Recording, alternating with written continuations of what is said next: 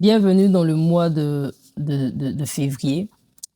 C'est le deuxième mois de l'année et c'est véritablement un privilège, une grâce pour nous de pouvoir entrer de plein fouet dans ce deuxième mois de l'année et nous ne pouvons que bénir le Seigneur. Tout au long du mois de janvier, nous avons parlé de l'importance des choix. Nous avons parlé de la pertinence de nos choix. Nous avons montré que c'était important pour nous en tant qu'enfants de choisir Christ et de le choisir avec clarté, de le choisir avec intention et de le choisir même quand ça nous coûte. Parce qu'en réalité, c'est le seul plan qui soit viable, le seul plan qui vaille réellement. Bienvenue dans Plan A, le podcast qui te rappelle qu'avec Jésus, il n'y a pas de plan B. Ici, on parle de foi, dépendance à Dieu, confiance radicale, évangélisation, ministère et apologétique. Un seul message, une seule espérance, un seul chemin. Christ, notre unique plan A. Mais réellement, parfois lorsque la vie vient nous frapper, lorsque les choix sont douloureux, nous avons l'impression parfois d'être seuls, de devoir faire ces choix-là de façon unilatérale. C'est-à-dire que c'est nous seuls qui faisons ces choix-là et que Dieu nous laisse justement le choisir en fait de façon passive. Et qu'en est-il? Et c'est véritablement important pour nous de pouvoir adresser cette réalité-là. Si je choisis, qu'est-ce qui se passe si je ne fais pas les bons choix? Qu'est-ce qui se passe si je ne choisis pas Christ? Qu'est-ce qui se passe si je tombe, si je suis fatigué, si je suis simplement humain? C'est la raison pour laquelle, dans ce mois de février, je voudrais que nous parlions de la grâce de Dieu. La grâce de Dieu, c'est un mot qui est évoqué à tort et à travers. Soit on le galvaude, soit on simplement ne comprend pas la grâce. Et je voudrais prendre le temps, pendant ce mois de février, de parler de grâce. Vous savez, j'aime dire, et je le dis tout le temps, que tout commence avec Christ. Tout s'achève avec lui. La Bible dit qu'il est l'auteur et le consommateur. C'est une version, il est l'auteur et le finisseur de notre foi. Donc, c'est lui qui initie notre foi, c'est lui qui la consomme, c'est lui qui l'envoie à perfection. Et donc, Dieu, Christ, il n'est pas loin de notre foi. Il n'est pas là, il n'est pas distant dans notre foi. Et il n'est pas distant dans notre marche avec Dieu. Malheureusement, si tu as grandi dans un certain environnement, tu as une certaine image ou une certaine perception de la grâce qui est profondément erronée. Moi, personnellement, si vous avez la grâce, on montre la grâce, il y a des grâces, mais il faut faire ceci pour avoir la grâce. Mais la grâce, c'est quelque chose dans son sens même profond qui ne se mérite pas. C'est quelque chose d'immérité. Donc, il n'y a rien qu'on puisse faire qui puisse justement nous permettre de pouvoir recevoir la grâce. Donc, quand je parle de grâce, je veux simplement que nous parlions justement de cette grâce qui est active, qui est engagée, qui est vivante et que Dieu nous donne. La Bible dit que dans Tite notamment, que la grâce a été rendue humaine et qu'elle nous enseigne justement à renoncer et à choisir Dieu, clairement. Une des choses que j'ai comprises dans cette marche avec le Seigneur, c'est que Dieu n'est pas seulement en moi. Dieu ne vit pas seulement en moi. Il n'est pas seulement, non seulement en moi, il n'est pas seulement avec moi. Jésus a dit, je serai avec vous. Je suis avec vous.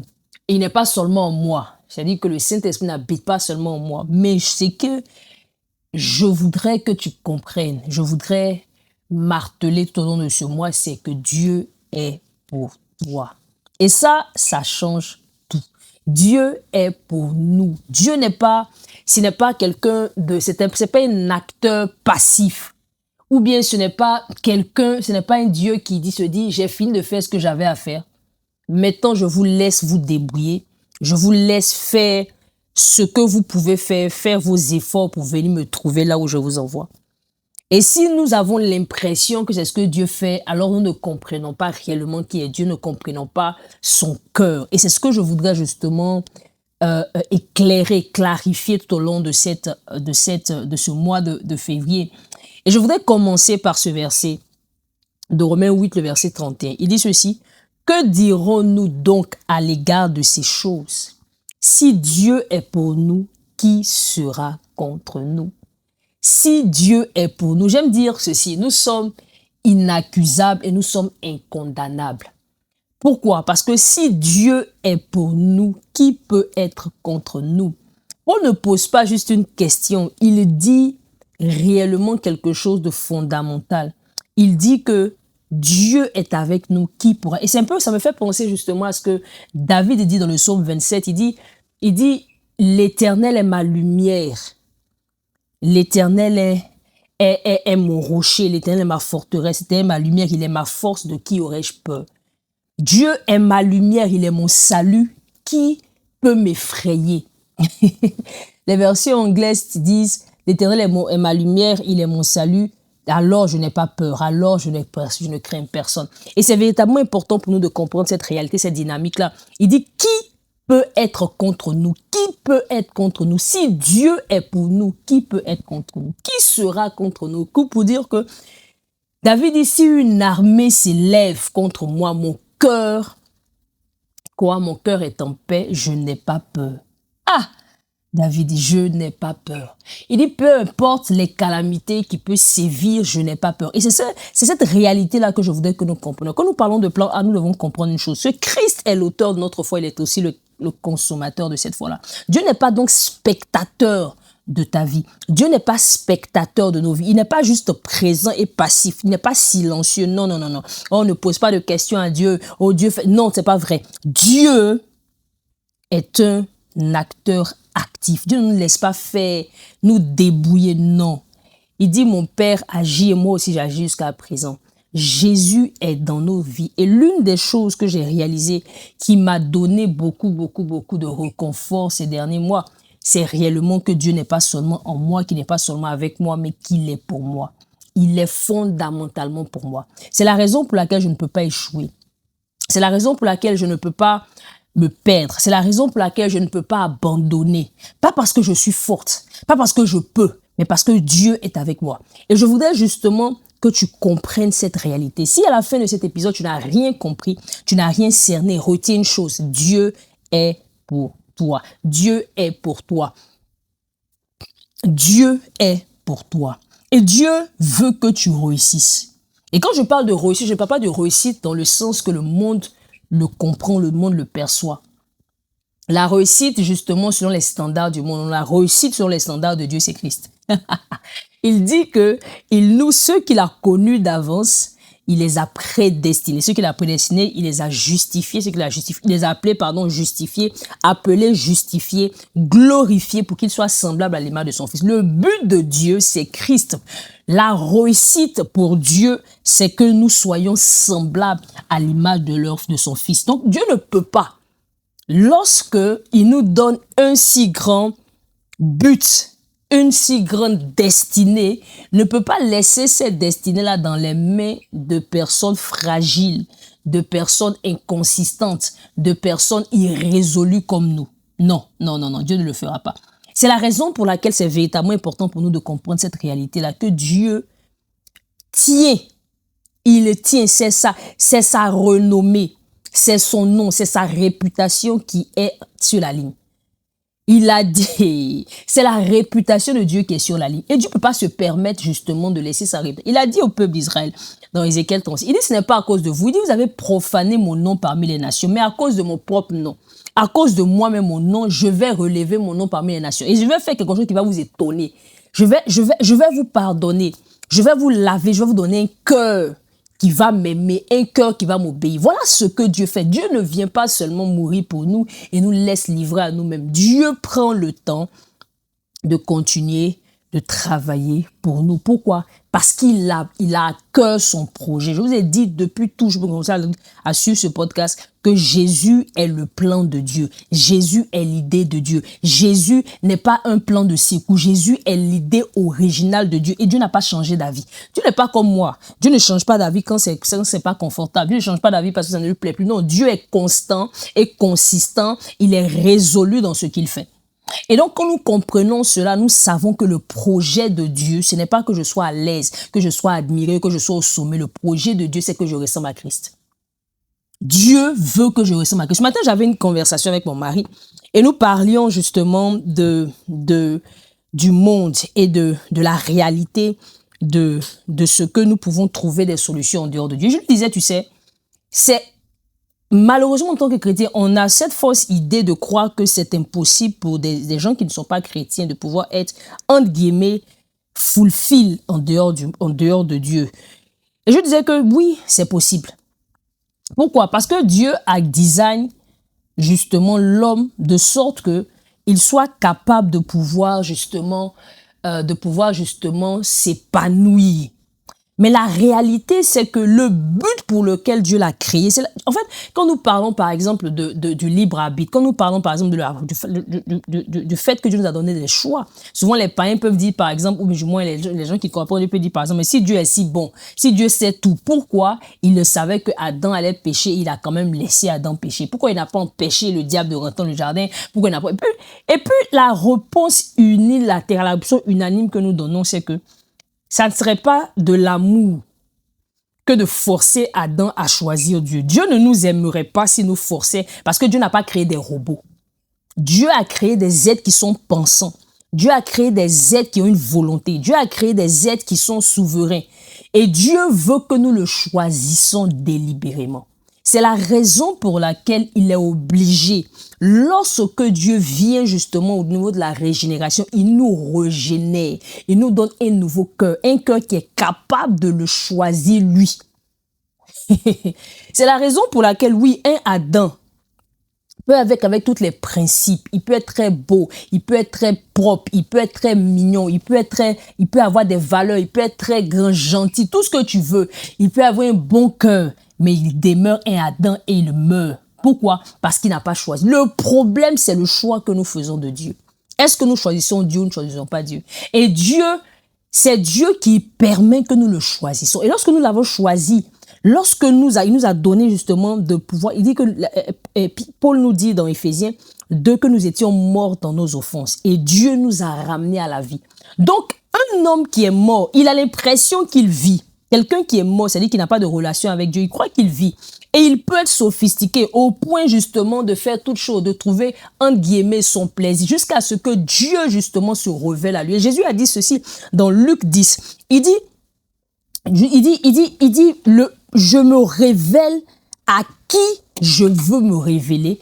Et il a dit à ses disciples, heureux vous êtes de voir ce que vous voyez. Parce qu'en réalité, c'est pas donné à tout le monde, c'est un privilège. Mais lorsque Dieu nous donne ce privilège, qu'il nous donne ce cœur-là, qui nous permet de... Est-ce que Dieu nous laisse à nous-mêmes? Est-ce que Dieu nous livre à nous pour dire, ok, c'est fait, je l'ai fait. Maintenant, allez-y et faites ce que vous voulez. Non, non, non, non, non, non, non. Dieu ne le fait pas. Pourquoi? Parce que de façon originelle, tous les êtres humains que Dieu a créés en Adam ont pour but Christ. Mais pour que justement ils arrivent à Christ, il faut que Christ les attire à lui. Ok? Il faut que Dieu les attire. Une fois que Dieu les a attirés à lui, Dieu ne les laisse pas ainsi. Dieu ne les laisse pas comme il veut. Dieu leur donne justement tout ce dont ils ont besoin pour pouvoir justement atteindre l'objectif que Dieu leur a donné, c'est-à-dire Christ. Et je regardais également un passage qu'un de mes amis pasteurs, hier on avait une discussion, il nous donnait justement dans 2 Chroniques 12, le verset 32. Et il nous parle justement des fils d'Issachar. Je crois que vous connaissez peut-être ce verset. Il dit, les fils d'Issachar avaient justement le discernement des temps, ou bien avaient l'intelligence des temps, et ils étaient capables justement de pouvoir connaître ce qu'il fallait faire à Israël, ce qu'Israël devait faire. Mais quand tu regardes ce texte comme ça de façon isolée, tu as l'impression qu'il est en train de parler seulement de quelque chose qui leur a donné de façon... Mais quand tu le lis dans le contexte, il s'agit justement de tous les peuples, ou du moins de toutes les tribus d'Israël qui devaient accompagner à l'intronisation de David. Alors, ces personnes-là, justement, on parle des membres de la tribu de Juda, les membres de la tribu de Manassé, les membres de la tribu de Lévi. On parle de chaque tribu et on arrive sur justement les gens d'Issachar et on dit ceux-là, les autres, ils envoient des soldats, ils envoient des stratèges militaires, ils envoient des hommes puissants, des milliers d'entre eux. Mais quand on arrive à Issachar, on dit eux, la particularité de ces gens-là, c'est qu'ils avaient quoi? Le discernement. Ils étaient capables de connaître les temps et de savoir ce qu'il fallait faire au moment. Vous savez, Dieu ne nous laisse pas nous-mêmes, nous ne le livre pas nous-mêmes. Il nous donne toutes les ressources dont nous avons besoin pour atteindre le purpose, le but qu'il nous a assigné. C'est ce que Dieu fait. Et Dieu nous montre sa bienveillance. Déjà, il montre sa bienveillance. Dieu ne nous livre pas à nous-mêmes.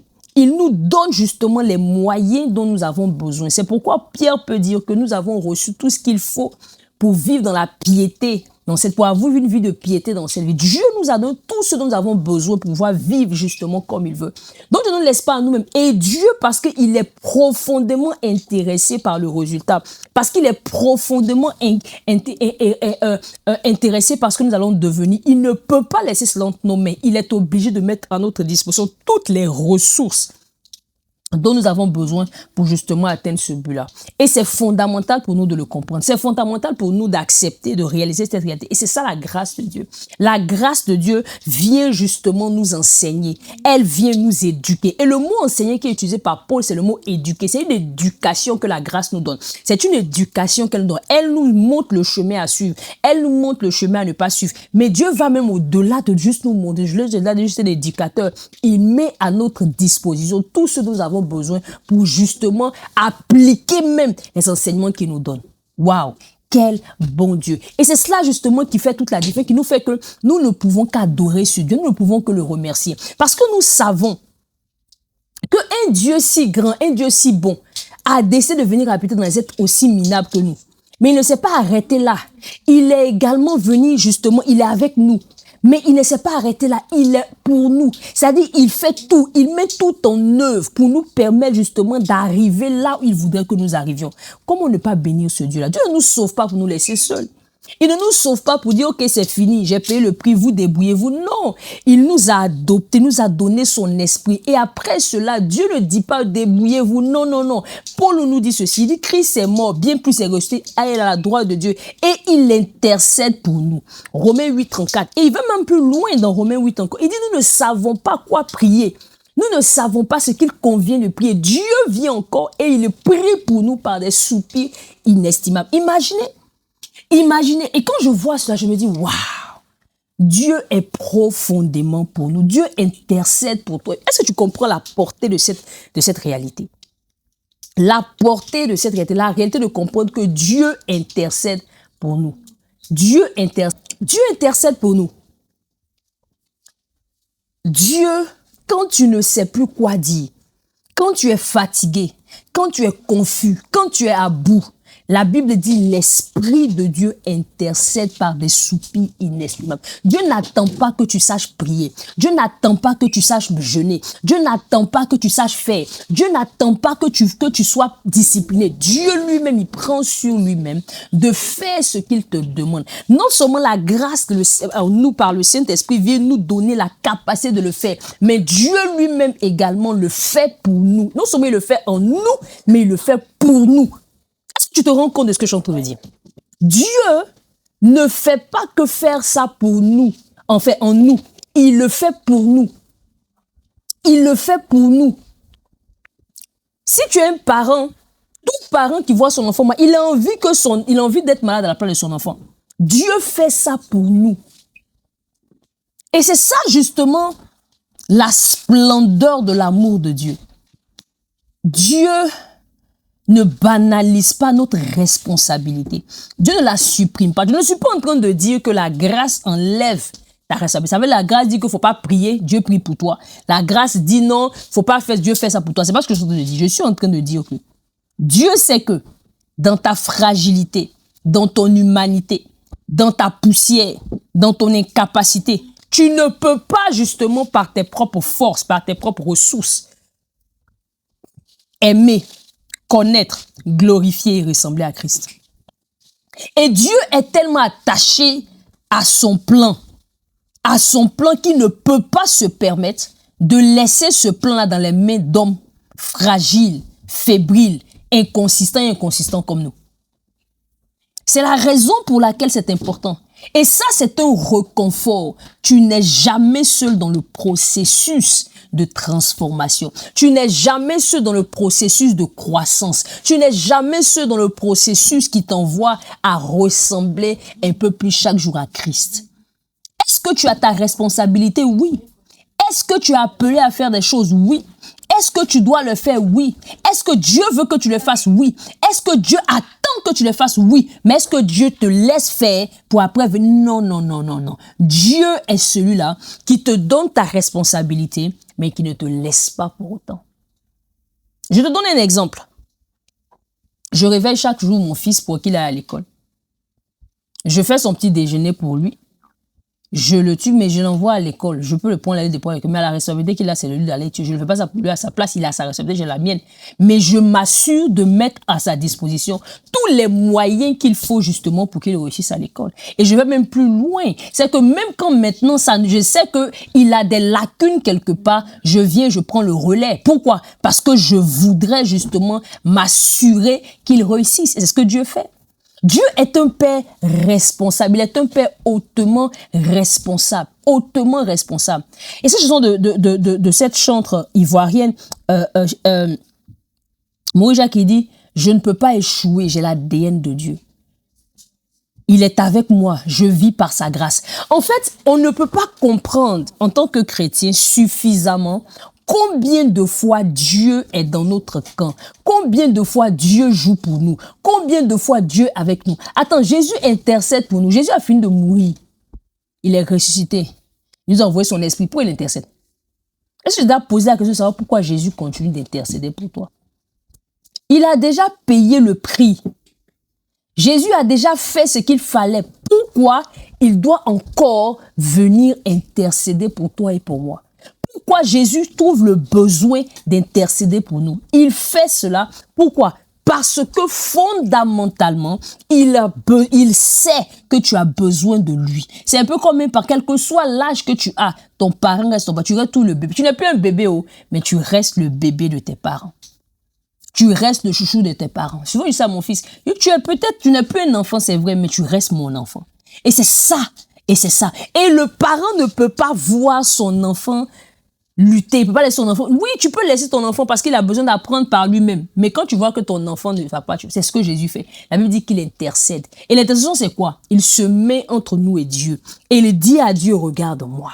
Regarde-moi, regarde-moi. Il dit au Père, regarde-moi. Rachel, elle a choisi de dormir au lieu plutôt que de prier. Regarde-moi. Moi, je priais parfaitement. Oh, Rachel n'a pas jeûné aujourd'hui. Regarde-moi. Oh, Rachel n'a pas fait. Regarde-moi. Oh, Rachel. Regarde-moi. Jésus intercède. Il se met entre moi et Dieu. Et tout ce que Dieu voit, ce ne sont pas mes faiblesses, ce ne sont pas mes lacunes, ce ne sont pas mes imperfections, mes incartades, mais c'est Christ qu'il voit. Waouh, quelle gloire à Jésus. Je suis tellement excitée quand je parle de ces choses. Pourquoi? Parce qu'en réalité, je me rends compte combien de fois Dieu est bienveillant. Combien de fois Dieu est bon. Combien de fois Dieu est bienveillant. Il est bienveillant, il est bienveillant. Dieu est d'une bienveillance mais pas possible. Dieu est bienveillant, Dieu n'est pas, il est bon, il est excellent, il est digne de. C'est la raison pour laquelle nous n'avons pas, nous ne pouvons. C'est la raison pour laquelle c'est un affront de ne pas choisir Dieu. Ce n'est même pas une question de non, mon cher, j'ai péché, j'ai tué, j'ai volé, j'ai menti. C'est même pas de ça qu'il s'agit. C'est le fait de, Dieu dit comment ils ont pu laisser moi la source d'eau vive pour aller se creuser des citernes percées. En fait, c'est ça l'affront. L'affront, c'est de regarder Dieu, l'ultime bien, et d'aller choisir des choses qui n'arrivent même pas à sa cheville. C'est ça l'affront. Et c'est pour cela là que justement, ceux qui vont périr un enfant vont périr un enfant. Tu ne peux pas laisser quelque chose, tu ne peux pas laisser un diamant. Je n'ai pas dit un diamant de laboratoire. La dernière fois, je suis partie dans un magasin ici en Angleterre et dans le magasin, il disait ceci, tu payes un diamant de laboratoire. Donc, si tu payes un diamant naturel, de près de 2000 livres, ils vont te donner un diamant de laboratoire d'une valeur de 1500 livres. J'ai commencé à rire. Je dis en fait, vous faites les diamants naturels et vous voulez vendre vos diamants de laboratoire. Il n'y a pas de match. Il n'y a pas de match. Un diamant naturel est plus valeureux, est plus beau, est plus excellent qu'un diamant qui a été fait à la machine. Mon mari me parlait de ça ce matin et quand on parlait on discutait justement pas de nourriture. Il me disait, mais regarde, on peut avoir des tomates qui sont belles, qui sont jaunes, qui sont juteuses. Mais là, rien ne peut battre une tomate qui a été cultivée dans une terre naturelle, avec des engrais naturels, qu'une tomate qui a été faite dans un laboratoire. Et c'est la réalité. Et malheureusement, avec la sophistication qu'Adam peut atteindre, il ne restera qu'Adam. Et il ne peut pas se comparer à la création. C'est la raison pour laquelle je dis toujours, ok, ça je fais une parenthèse, tu ne peux pas te comparer à quelqu'un qui n'est pas de Dieu. Quelqu'un qui est un païen, tu ne peux pas te comparer à quelqu'un qui est un païen. Quelqu'un qui ne croit pas en Dieu, là, quel que soit son argent, quel que soit son statut, sa notoriété, il ne peut pas arriver à la cheville d'un enfant de Dieu qui est misérable, un enfant de Dieu qui est malade, qui est handicapé, qui est pauvre, 10 000 fois mieux, 1 million de fois mieux que le plus beau, que Elon Musk. C'est moi qui ai dit ça. Il n'y a pas un enfant de Dieu il n'y a pas un Elon Musk, je sais pas, un Jeff Bezos, tous les plus grands hommes de cette terre, selon les standards du monde, qui ont tous les argents du monde. Il n'y a pas un qui arrive à la cheville. Jésus a dit, de tous ces, il n'y a pas un qui est plus grand que le plus petit dans le royaume. Est-ce que vous imaginez même? Le plus petit dans le royaume, il est plus grand que le plus grand des prophètes. De tous les hommes qui sont nés de femmes. Les hommes qui sont nés de femmes. Regardez pour la portée de ce que je dis, de tous les hommes qui sont nés de femmes. Il n'y a aucun homme. De tous les hommes qui sont nés de femmes, il n'y a pas un qui est plus grand que Jean-Baptiste. Mais Jean-Baptiste, là, il est plus petit que le plus petit du royaume. Et nous, on a un complexe de se comparer aux gens du monde selon les statuts. Regardez, oh non, mon chien, il a l'argent. On est intimidé, on est complexé. Non, mon ami. Non. Mais ce n'est pas ça le point. Le point, c'est de comprendre que tu n'es pas seul. Dieu n'est pas seulement en toi. Le Saint-Esprit ne te dit pas seulement va ici, va là. Le Saint-Esprit n'est pas seulement avec toi. Il est pour toi. C'est-à-dire qu'il fait pour toi lorsque tu es en défaillance. Il dit que nous ne savons que ce qu'il convient de prier. C'est la raison pour laquelle Dieu lui-même le fait. Il dit, celui qui a commencé en vous une bonne œuvre la rendra parfaite. C'est lui qui la rend parfaite. C'est lui qui nous perfectionne. C'est lui qui le fait. C'est Jésus qui le fait. Ce n'est pas ce n'est pas nous. Nos efforts sont bien. Est-ce que nous avons besoin de faire des efforts? Oui, ne lui pas dire non, Rachel. Non, on a besoin de faire des efforts. Nos efforts sont importants. Dieu nous appelle, il dit de renoncer à nous-mêmes et de le suivre. Il dit de faire quoi? De renoncer, de porter notre croix. Il y a une croix à porter.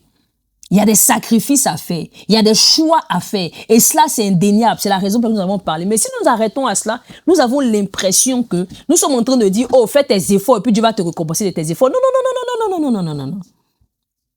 Non. Dieu n'attend pas que tes efforts, c'est même les efforts que tu fais là, tu les fais pas. C'est pourquoi Paul peut dire ceci. Il dit, j'ai travaillé plus que tous, même pas moi, la grâce qui est en moi. Pourquoi? Parce qu'il sait que même les efforts qu'il est capable de faire, ce n'est pas lui qui les fait, c'est Christ en lui qui le fait et qui le fait au travers de lui. Je veux juste te dire ceci. Il faudrait que tu comprennes cela. Apprenons, l'une des choses que nous devons apprendre à faire, c'est d'apprendre à nous reposer à Dieu. Nous reposer en Dieu. Nous reposer en Dieu. Et c'est ce que Jésus faisait. C'est pourquoi Jésus pouvait ça. Jésus savait que Dieu, il dit, tu m'exauces, devant le tombeau de Lazare, il dit, Seigneur, je te dis merci parce que tu m'exauces toujours. Je ne prie pas pour moi, je prie pour ceux-là. Sinon, moi, je sais que tu m'exauces toujours, mais Jésus priait quand même. La Bible dit que Jésus ne priait pas des prières qu'à jour. Il ne priait pas, genre, Seigneur, tu sais. Il priait avec des larmes, avec des cris, il criait. Jésus, mais il sait que Dieu l'exauce. Pourquoi il a besoin de crier? Pourquoi il a besoin de prier? Pourquoi il a besoin de supplier? Pourquoi? Parce qu'il savait qu'il avait besoin de dépendre de Dieu.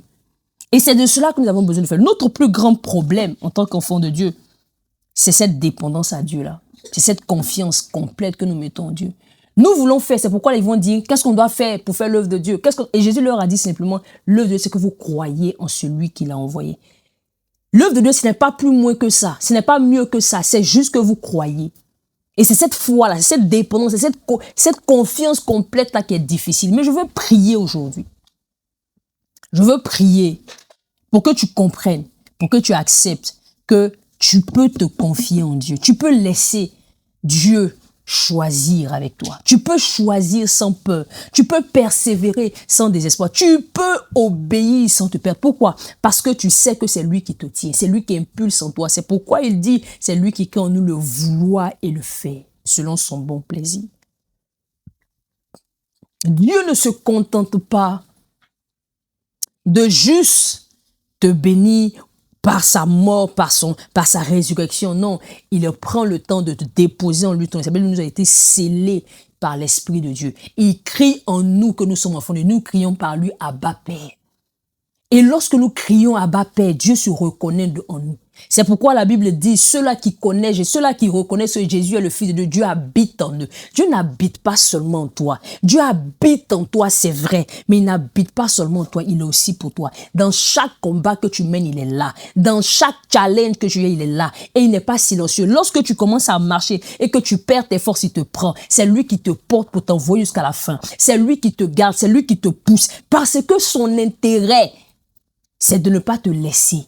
Dieu ne peut pas te laisser tomber. Il ne peut pas te laisser tomber. David dit, je sais, mon père et ma mère peuvent m'abandonner, mais toi, tu ne m'abandonneras jamais. Pourquoi? Parce qu'il a compris que l'intérêt de Dieu, c'est qu'il réussit. C'est pourquoi il a donné tout à la disposition de David. Même David lui-même, en tant que père, comme il connaissait le cœur de Dieu, lorsque Dieu lui a dit, non, tes mains sont trop ensanglantes, tu ne peux pas bâtir le temple. David ne sait pas s'il dit, ok, quand je bâtis pas, je fais rien. Non, il a amassé. La Bible dit que son fils, Salomon, a bâti le temple avec ce que son père a préparé pour lui. La Bible dit qu'il a préparé tout ce qu'il fallait pour que son fils construise la maison. Il n'a peut-être pas construit avec ses mains, mais il l'a fait avec ses ressources. Et c'est ça que Dieu fait. Toi, tes mains là, tu les prends pour faire quoi? Pour faire ce qu'il t'appelle. Tu prends tes pieds pour aller là où il veut que tu ailles. Mais c'est lui qui pourvoit pour la force que tu prends pour y aller. C'est lui qui pourvoit pour la capacité. C'est lui qui pourvoit pour l'amour. C'est lui qui pourvoit pour le zèle. C'est lui qui pourvoit pour la puissance. C'est lui qui pourvoit pour ce que tu prends pour aller. C'est la raison pour laquelle tu peux te reposer en lui. Nous pouvons nous reposer en lui. Pourquoi? Parce qu'il est avec nous. Non, tu n'es pas fort. Non, je ne suis pas forte. Non, nous ne sommes pas forts. Mais nous avons avec nous un Dieu qui est fidèle et qui est attentionné. C'est la raison pour laquelle l'apôtre dit, celui qui est en nous est plus grand que celui qui est dans le monde. Nous n'avons ni à craindre, nous n'avons rien à craindre. Nous ne sommes pas seuls. Nous ne sommes pas seuls. Dieu a dit, et Élisée a dit à son fils, et à son serviteur, il dit, Seigneur, ouvre-lui les yeux pour qu'il voie. Pour qu'ils voient ceux qui sont avec nous. Ah, wow. Pour qu'ils voient ceux qui sont avec nous. Je veux te dire ceci. La vie chrétienne n'est pas une vie où tu dois marcher, toi. C'est une vie de décision rigide. Non, la vie chrétienne est une vie d'abandon, une vie de soumission à Dieu. Est-ce que c'est facile? Non. Pourquoi? Parce que tu as envie toi-même de performer pour que Dieu t'applaudisse. Mais en réalité, tu peux pas. C'est la raison pour laquelle il est important, comme Jésus, de nous abandonner à Dieu. Nous pouvons lui faire confiance parce que le but, c'est Christ lui-même. Ce n'est pas seulement le but, il est également le moyen. Jésus est le moyen par lequel nous arrivons au but. Il est le but, mais il est le moyen par lequel nous y arrivons. Dieu n'est pas merveilleux. Est-ce que Dieu n'est pas merveilleux? En tout cas, moi, quand je pense à ces choses, je ne peux que glorifier Dieu. Je ne peux que célébrer Dieu. Je veux t'encourager aujourd'hui à te reposer en Jésus. Je veux t'encourager aujourd'hui à comprendre que la vie que Dieu t'a donné de choisir, la vie que tu as embarquée, dans laquelle tu es, c'est la véritable. C'est la raison pour laquelle Pierre peut dire ceci. Il dit, je vous écris pour vous dire que le salut que nous avons, ou bien la foi que nous avons, c'est la véritable. Nous avons quelque chose de véritable auquel nous devons être attachés. Mais nous devons comprendre que même notre attachement, même notre zèle nous vient de ce Dieu-là, qui ne peut jamais, au grand jamais, nous laisser tomber. Pourquoi? Parce qu'il est avec nous. Oh, je bénis le Seigneur, parce qu'il n'est pas seulement en moi. Je le bénis parce qu'il n'est pas seulement avec moi, mais parce qu'il est pour moi. Et s'il est pour moi, qui peut être contre moi? Qui peut être contre moi? On dit, il n'y a pas aucun. Il n'y a pas aucun. Ça, c'est nous les Ivoiriens qui le disons. Il n'y a pas aucun. Il n'y a aucune personne qui peut se tenir devant nous. Il n'y a aucune personne qui peut nous empêcher justement d'arriver là où nous devons arriver. Il n'y a aucune personne qui peut le faire. Il n'y a personne qui peut nous empêcher d'atteindre le but de Dieu pour nos vies. Il n'y a rien. Et le but de Dieu pour nos vies, ce n'est pas que nous construisons de grosses voitures, que nous allons sur Mars. C'est que nous ressemblions à Christ. Et ça tient au cœur de Dieu. Et parce que ça tient au cœur de Dieu, il ne peut pas laisser cela dans nos mains. Sois donc assuré que Dieu est bienveillant. Sois donc assuré que Dieu est glorieux et que Dieu est bon. Et à cause de son amour et de sa bonté, il ne te laissera jamais tomber. Il ne l'a jamais fait. Il ne le commencera pas maintenant. Ce n'est pas au 21e siècle ici, aujourd'hui, en 2026, que Dieu va le faire. Il n'a jamais fait ça. Pourquoi? Parce qu'il est fidèle et juste. Il dit quoi? Il dit même si nous sommes infidèles, il ne peut pas se trahir lui-même. Il ne peut pas se trahir lui-même. La semaine prochaine, nous allons rentrer dans les détails. Je vais vous donner un enseignement encore puissant pour vous faire comprendre justement la grâce que nous avons. Et je prie, ma prière, c'est que le Seigneur illumine les yeux de ton cœur et que tu comprennes la réalité de sa présence dans ta vie et que tu comprennes la réalité de son travail dans ta vie. C'est lui qui travaille en toi. C'est lui qui travaille pour toi. Dieu le fait parce qu'il veut que tu réussisses et ta réussite, est sa priorité. I love you. Enjoy grace.